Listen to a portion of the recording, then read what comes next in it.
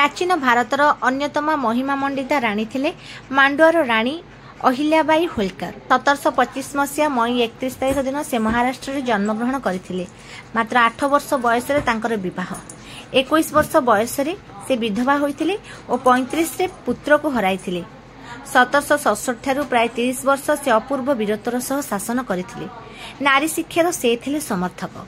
तांको द्वारा समग्र देश में तीर्थयात्री मानक पई बहुत धर्मशाला निर्माण करा जायतिला और विदेशी विधर्मी आक्रमणकारी द्वारा विध्वस्त होइथिबा श्री सोमनाथ मंदिर और श्री काशी विश्वनाथ मंदिर समेत अनेक मंदिरों का पुनः निर्माण करा जायतिला।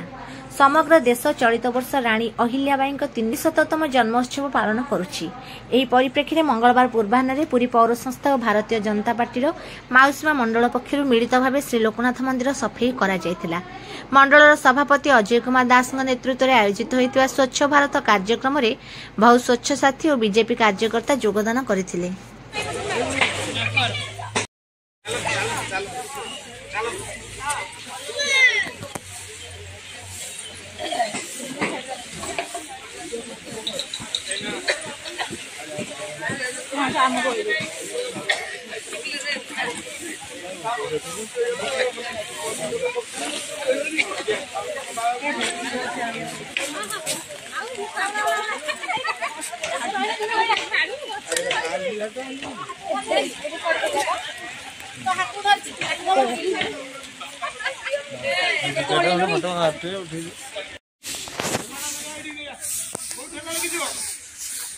वीडियो गुड़ा 15-20 सेकंड रो नबा आगे